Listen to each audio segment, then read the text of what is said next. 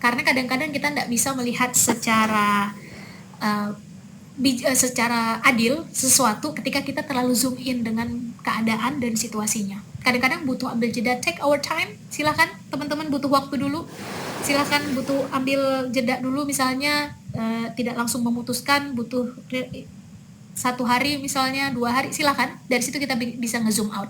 Kalau target kita memang ke sana, dari 3 opsi yang ada, yang tiga-tiganya efektif, mana yang paling tepat kita ambil, misalnya begitu ya, fokusnya adalah pada sesuatu yang memang sesuai dengan apa yang kita butuhkan, sesuai dengan target.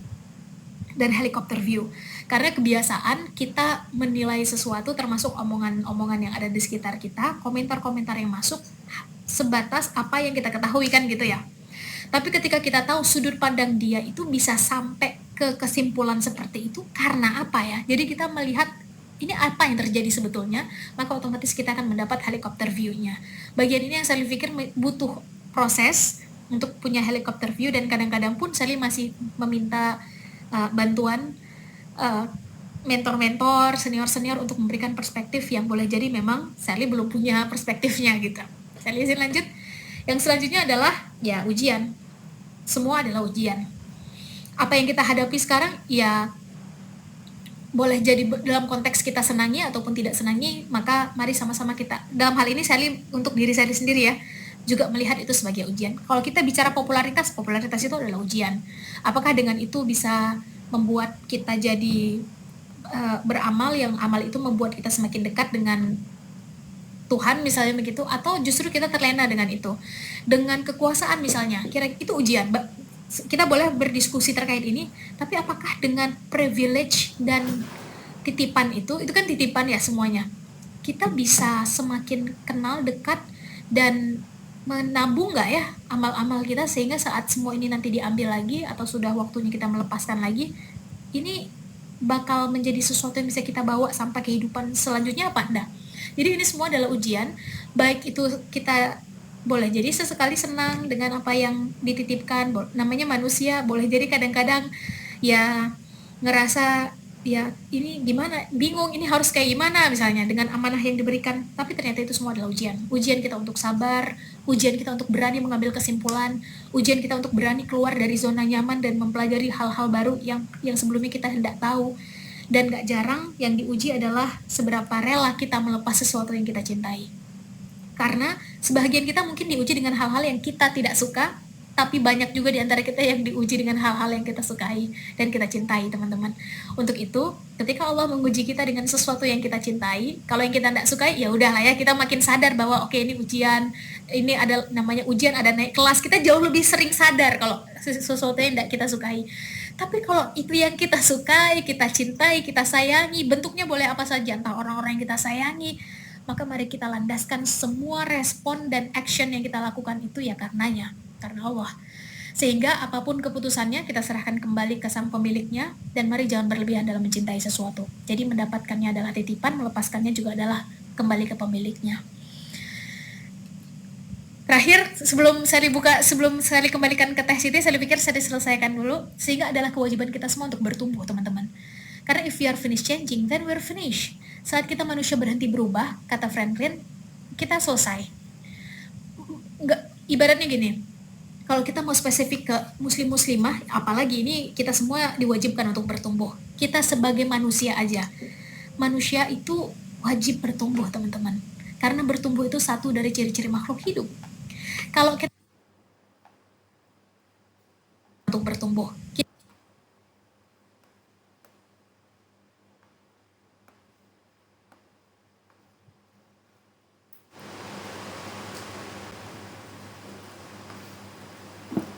kita sebagai manusia aja, manusia itu wajib bertumbuh, teman-teman.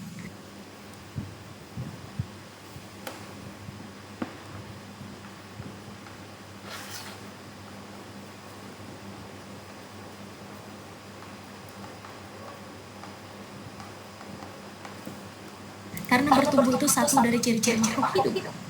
Kalau kita udah nggak bertumbuh, ya itu tandanya kita mati. Kalau kita berhenti belajar, tandanya kita udah selesai.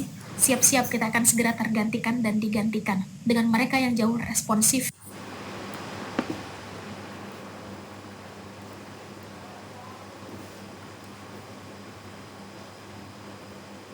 manusia aja. Manusia itu wajib bertumbuh, teman-teman. Karena bertumbuh itu satu dari ciri-ciri makhluk hidup. Kalau kita udah nggak bertumbuh, ya itu tandanya kita mati. Kalau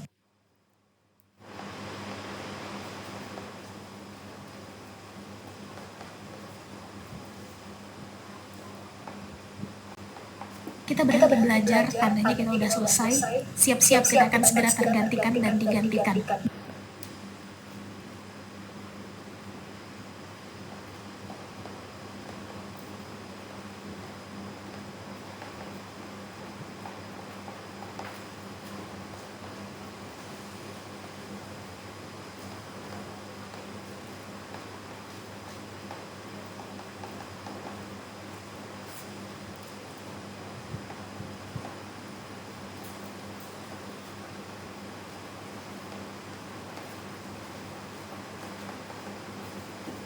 Dengan mereka yang jauh responsif dan adaptif dengan perkembangan zaman, dengan perubahan dan semakin cepatnya ilmu pengetahuan ini terbongkar.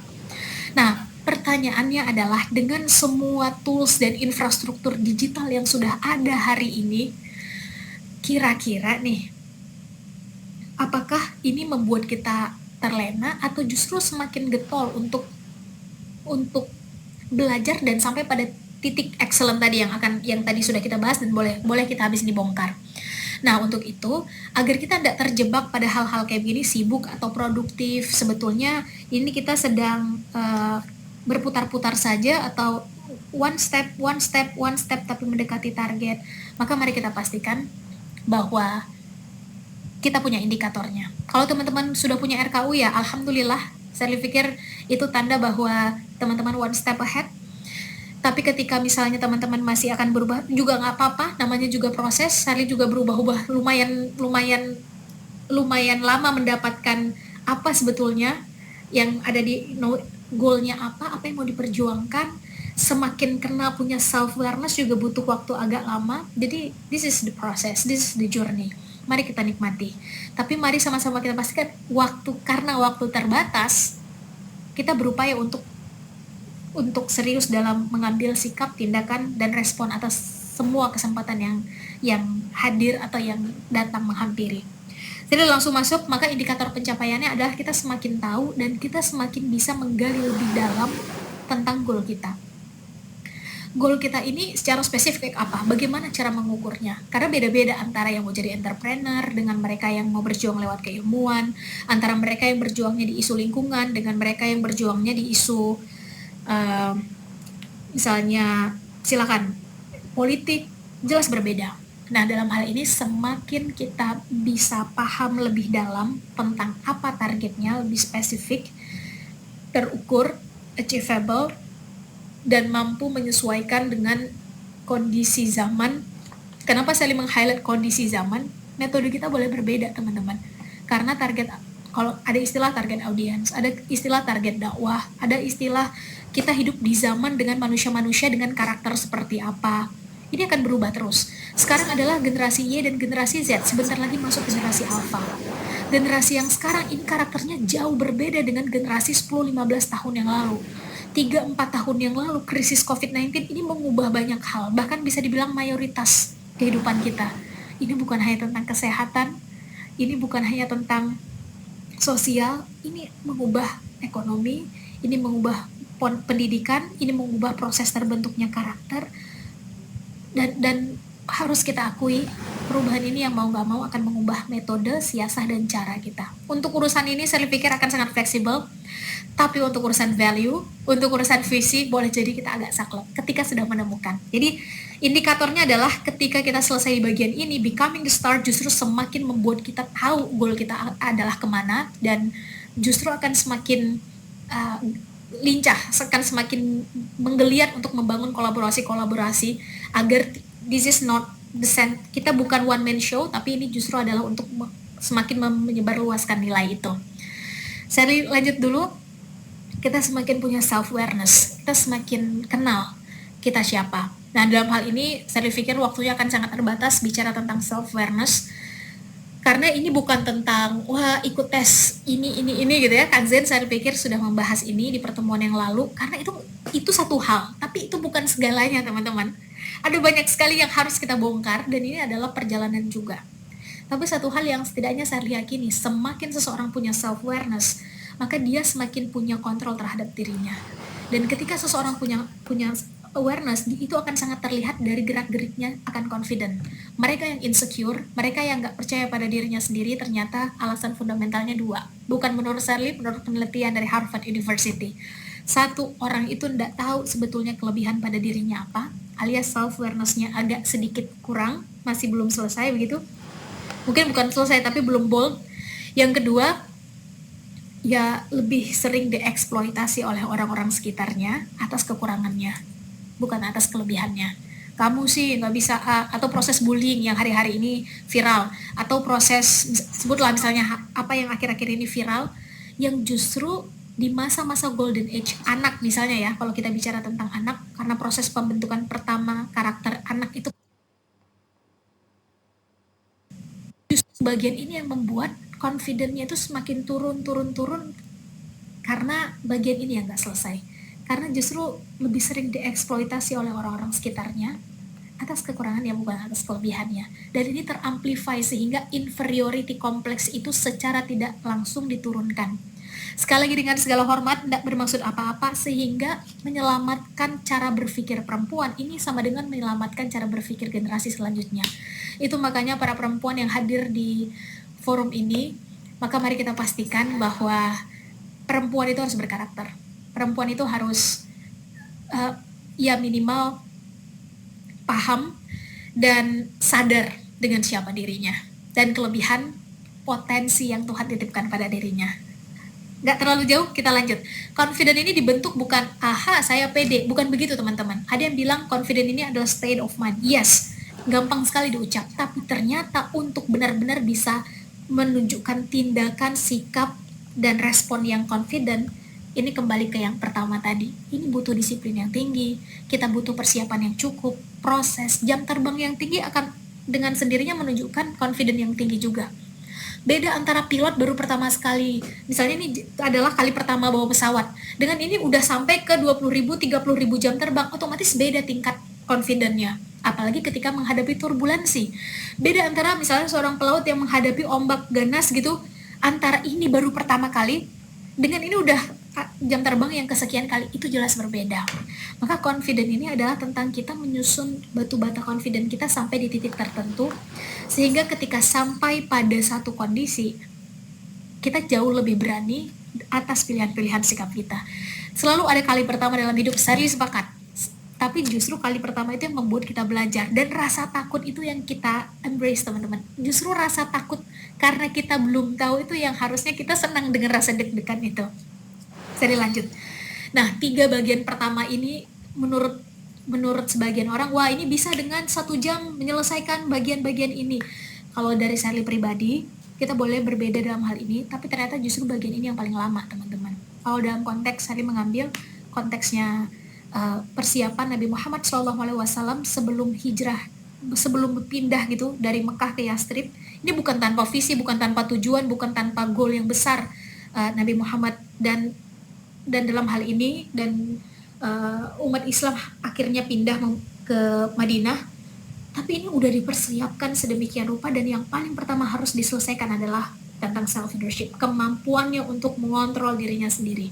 Bagian ini selesai, baru kita bicara tentang memberdayakan, baru kita bicara tentang impacting others, baru kita bicara tentang bagaimana kita bisa membangun pasar, bagaimana kita bisa konteksnya misalnya mengakuisisi wilayah lain, bagaimana kita bisa let's say misalnya kita dalam konteks pendidikan, bagaimana ini agar tersebar sedemikian rupa sehingga 10 tahun adalah waktu yang more than enough untuk membuat perubahan luar biasa, bahkan impactnya ini long lasting sampai seterusnya.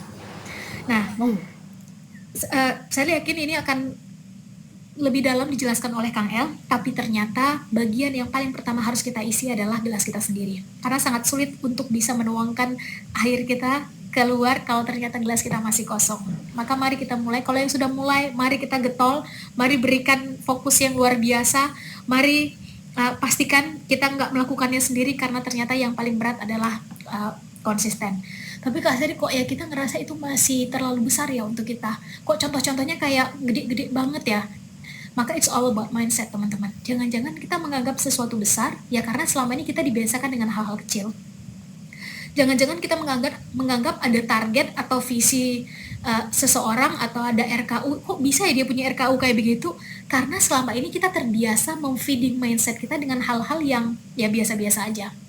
Ketika kita mengganti apa yang kita feeding ke mindset kita dengan sesuatu yang besar, contoh misalnya apa yang terjadi ya di 14 abad yang lalu, apa yang terjadi ya ketika misalnya Konstantinopel itu jatuh di tangan dipimpin oleh seorang pemuda. Ini bukan di hari itunya, tapi apa yang dipersiapkan sebelumnya. Maka cara berpikir kita otomatis akan masuk ke sana.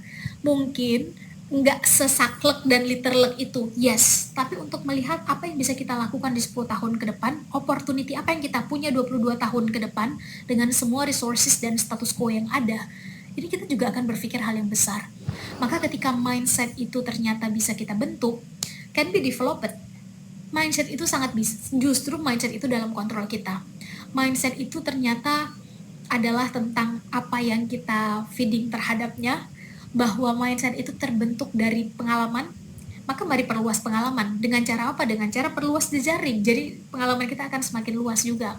Bongkar hal-hal baru yang selama ini belum kita coba dalam konteks positif ya. Ada blind spot, mari kita lihat apa sebetulnya yang selama ini menjadi blind spot kita.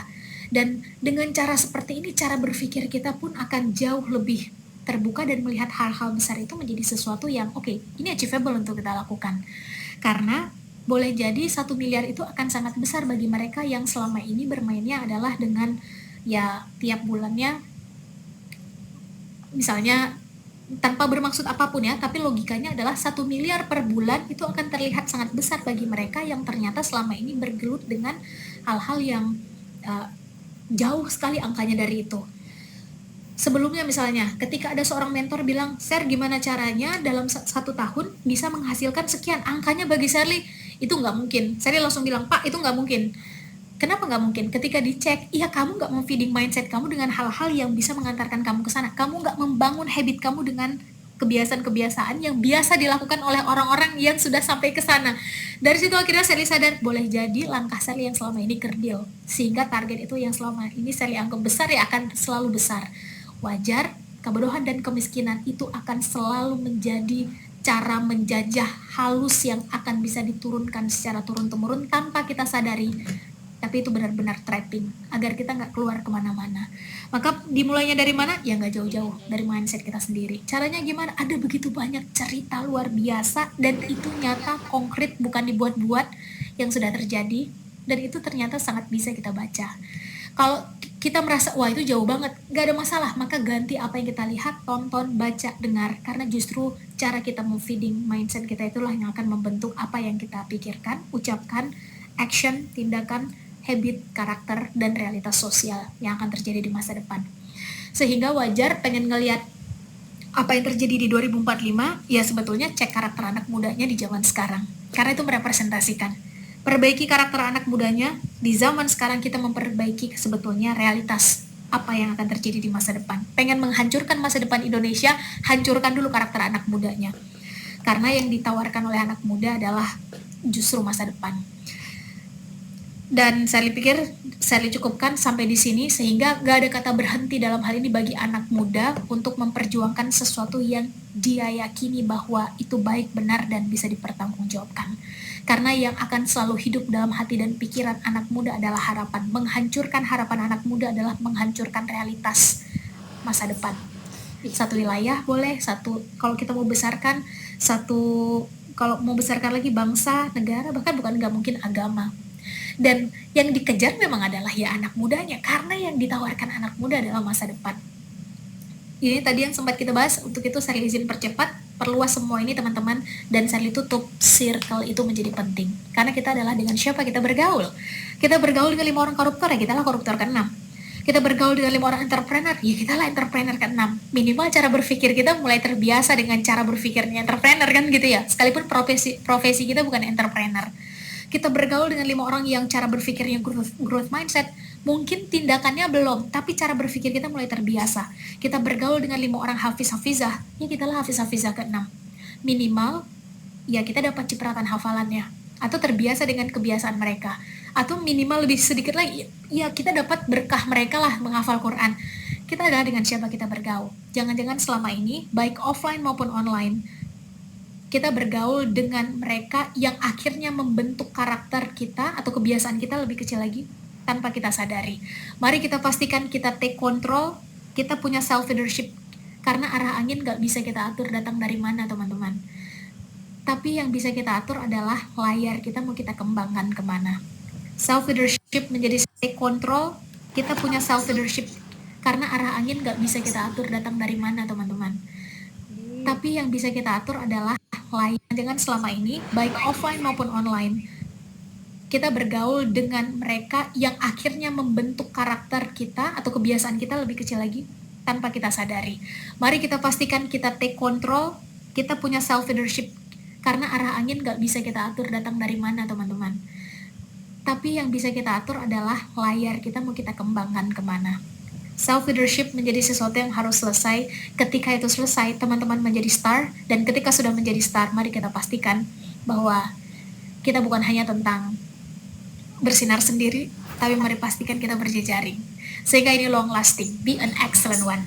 Mari kita pastikan bahwa kita sampai ke puncak tertinggi, karena the highest achievement, pencapaian tertinggi yang bisa dibuat oleh seorang anak manusia, ini bukan dari privilege kekuasaannya seberapa besar, atau kekayaannya seberapa banyak, atau keilmuannya seberapa banyak, gelar di belakang namanya, bukan tentang itu teman-teman, atau mungkin tenaganya seberapa kuat, tapi dengan semua privilege yang dititipkan Tuhan padanya, itu dialamatkan kemana? Untuk dirinya sendiri atau untuk orang-orang sekitarnya?